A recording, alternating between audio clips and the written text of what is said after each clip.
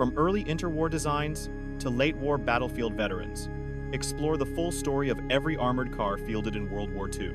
Fast raiders, command platforms, gun carriers, all of them in one place. Starting off with Germany, KFZ-13. Basically, a civilian car with armor plates slapped on. No roof, thin protection. Germany learned fast this wasn't enough. Replaced quickly after the Polish campaign showed its weaknesses. Now this is the Sd.Kfz 222, Germany's standard light scout, with four-wheel drive and a 20mm autocannon. That mesh screen on top kept grenades out. Nimble, well-armed, and perfect for reconnaissance work. Sd.Kfz 231, eight-wheel monster where every wheel steered and drove. Incredible mobility across rough terrain made it perfect for desert and steppe warfare. Fast reconnaissance when Germany needed speed. Sd.Kfz 233, heavy scout, packing a short 75mm gun for direct fire support, could knock out fortifications and infantry positions that smaller scouts couldn't handle. Serious punch for reconnaissance. Sd.Kfz 234 Puma, often called the war's best armored car. That 50mm gun, sleek design, and equal speed forward or reverse made it terrifying. Could fight or flee instantly. Sd.Kfz 247, specialized command vehicle for officers, usually lacking heavy weapons. Its job was keeping commanders safe and mobile while coordinating troop movements, not fighting directly. Sd.Kfz 263, mobile radio station with that giant frame antenna over the hull, the nervous system for motorized divisions, enabling long-range communication across vast Eastern Front distances. Next on the list is United States, M3 Scout Car, American half-track produced in massive numbers for every allied nation. That unique skate rail let machine guns move anywhere around the perimeter. Simple, reliable, served decades after victory. M8 Greyhound, six-wheeled speed demon on roads with 37mm gun. Thin floor made mines dangerous, but it outran trouble and outgunned enemy scouts. America's primary armored car. The next one, T-17 Deerhound. Ford's six-wheel design rejected by the US Army, sent to Britain under Lend-Lease instead. Solid, but couldn't compete with its more successful cousins. T-17E, one Staghound. Heavy armored car, loved by British and Commonwealth crews. Twin-engine setup provided great power. Better protection than most scouts could take serious punishment in combat. T-18 Boarhound, eight-wheeled giant that proved way too heavy and cumbersome. Designed as a heavy hitter, but cross-country mobility suffered. Only a handful built before cancellation. The next one, M38 Wolfhound. Sleek, late-war design with low profile and advanced independent suspension. Peak American armored car engineering, but the war ended before full production could start. Next up, United Kingdom, AEC, armored car. British tank on wheels, heavy truck chassis with cruiser tank turret. Could stand toe-to-toe with light and medium enemy vehicles. Serious firepower for wheeled platform. AEC armored command vehicle. Troops nicknamed it the Dorchester. Massive mobile office letting officers coordinate battles from the front lines. Essential for maintaining control during intense combat. Bedford Oxer, desperate 1,940 stopgap during invasion scares. Basically a metal box on truck chassis. Served home guard for coastal defense. Simple but better than nothing. Now this is the Coventry armored car. Arrived late to see heavy combat. Sleek design with powerful 2-pounder gun made it formidable for its class. Modern but mistimed arrival. Crossley armored car. Aging veterans relegated to training and internal security by wartime. Distinctive tall profile on rugged 6x4 chassis handled rough ground well in earlier years. Next, Daimler Armoured Car, arguably the war's best reconnaissance vehicle. Four-wheel drive and equal speed forward or reverse, perfect for quick escapes. British engineering at its finest. Daimler Dingo, small, fast, incredibly reliable scout car. Low profile made it hard to hit. Thick armor provided surprising protection. Crews absolutely loved this little machine. Ford's an armored car. Improvised Middle East vehicles using truck parts. Rugged and dependable in extreme desert heat. Served faithfully during early North African campaigns. Guy Armored Car, first British armored car with all welded hull, paving the way for future designs. Saw important early war service during the France campaign. Hillman Nat. Tiny experimental vehicle for lightweight reconnaissance. More motorized stool than proper armored car. Never made it into mass production, despite interesting concept. Humber Armored Car. True British workhorse, seeing action on nearly every front, well-armed for light vehicle class. Reliable and sturdy platform serving many years. Humber Light Reconnaissance Car, called the Ironside, based on civilian car chassis. Fast and nimble, perfect for patrolling airfields and protecting rear areas from infiltration. Humber Scout Car, compact, speedy machine for liaison and message carrying. Not meant for fighting. Kept commanders in touch across chaotic battlefields instead. Lanchester 6X4 Armored Car. Large 6X4 relic from earlier era. Limited Far East, use early in conflict. Before retirement as modern designs took over. Leyland Armored Car, built in Ireland for internal security and defense. Solid, reliable machines, helping maintain order during very uncertain times in history. Morris CS-9. Standard early war, scout for cavalry regiments. Truck-based chassis carrying Boy's anti-tank rifle gave it decent sting against lighter targets. Morris Light Reconnaissance Car. Common British scout with unique seating arrangement. Decent small arms protection, while maintaining low profile for reconnaissance missions. Rolls-Royce Armored Car. World War I design that stayed relevant into World War II. Served across desert sands, proving quality engineering truly stands the test of time. Legendary durability. Standard Beaverette. Quick, desperate fix. Essentially a car wrapped in steel plates. Looked odd but provided vital mobile defense during Britain's darkest 1940 hours. Next up, Soviet Union. BA-10, Soviet reconnaissance powerhouse. Carrying heavy 45mm gun, could actually punch back against enemy tanks. Dangerous opponent on any road encounter. BA-11.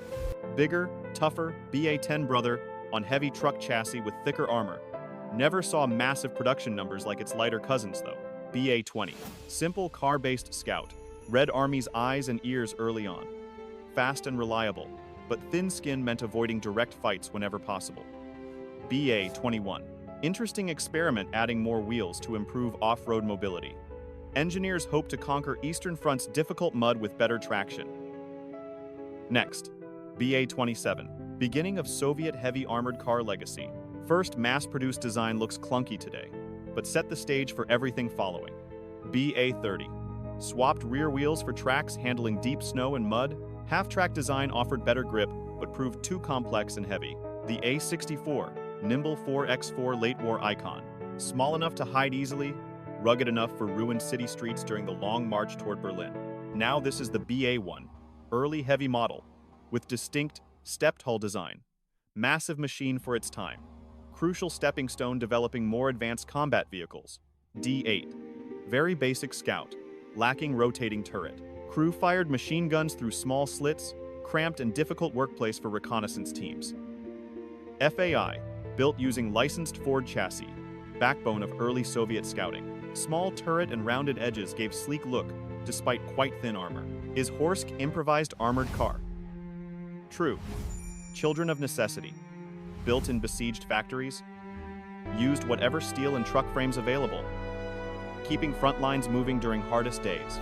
Now this is the LB Nati, small batch scout using truck chassis with light armor. Served mainly as prototype, proving heavy armor and light frames a difficult match. PB-4. Ambitious amphibious design meant to cross rivers easily. Swimming armored car was brilliant idea, but technical issues prevented mass production. Continuing with Italy. Autoblindo 41. Italian reconnaissance backbone with 4-wheel steering and 20mm cannon. Performed remarkably well in harsh desert heat throughout North African campaigns. Autoblindo Lindsay. Low-profile scout car copying successful British design. Small size made it hard to hit, but light armor offered little anti-tank protection. Camionetta AS-42 Sahariana, built for long-range desert patrols carrying massive fuel and water, could strike deep behind enemy lines before disappearing back into dunes. Fiat 611, heavy, imposing machine serving mostly East Africa, looked terrifying but quite slow, often struggling on rough ground during operations. Next, Fiat Tourney Tripoli, World War I relic finding second life in colonies. Simple and rugged, perfect for patrolling remote outposts where modern equipment was scarce. Lancia 1Z, WWII, another early-era veteran, surprisingly durable, remained in service long after obsolescence because often nothing else available to replace them. Now let's look at France. AMM-39, modern design with very low profile and excellent mobility. Could have been world-class scout, but production cut short by French invasion. Now this is the AMC Schneider P16, unique half-track hybrid, providing decent off-road capability. Bridge between old warfare ways and fast-paced armored combat of the 1940s. AMD-35, widely considered one of the era's best armored cars. Fast, well-armed, highly reliable. Even Germans used captured models throughout the war. AMD-50, older chassis updated with newer turret and engine, showing its age by war's start, but still provided essential North African support. The next one, AMD-80, large and fast, designed for wide-open colonial spaces. High speed allowed covering vast distances in very little time during patrols. WWII, light scout, prioritizing speed over armor. Used for transport and reconnaissance in rough terrain. Four-wheel drive gave distinct advantage. Citroën Kegris P28, half-track design offering better traction than wheels. Served French cavalry early war, but struggled with thin armor protection against heavier weapons.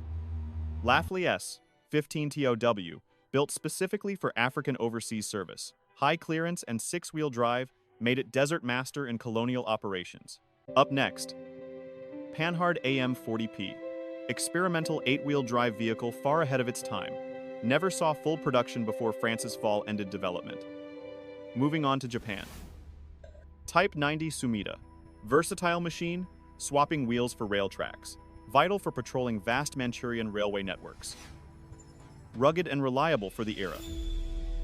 Type 91 Somo, Imperial Japanese Navy Railroad hybrid, proved very effective for coastal defense and urban policing duties throughout occupied territories. Type 92 Chiyoda, first armored car designed entirely in Japan, served faithfully in northern China during 1930s, remained in service through early war. Type 93 Kokusan, heavy armored car primarily used by naval special landing forces, quite large for its day, packed significant punch for wheeled vehicle, ending with smaller forces. Kubus, improvised vehicle built secretly by Polish resistance fighters.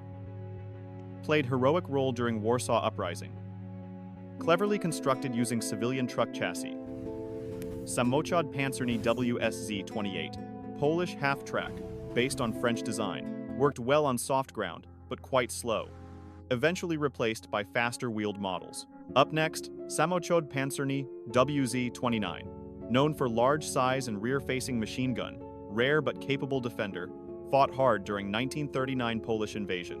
Samochod Pancerny WZ-34, backbone of Polish motorized units. Nimble four-wheeled scout, fought bravely against overwhelming odds during conflict's early days. Fox Armored Car, Canadian production based on British Humber design, saw plenty action in Italy and Northern Europe. Widely regarded as reliable reconnaissance vehicle. Otter Light Reconnaissance Car, Canadian Scout on GM chassis. Small and very easy to maintain. Perfect for patrolling rear areas and maintaining communication lines. Brat Overvalve Wagon, improvised armored truck in Dutch East Indies, built with local steel, resisting small arms. Desperate but brave attempt, slowing Japanese advance. DAF Panzerwagen M39, remarkably advanced Dutch 1000. 939 design. Front and rear driving positions allowed quick retreats without turning. Packed punch with 37mm cannon. Panzerwagen M36, Landswerk, built for Dutch Army.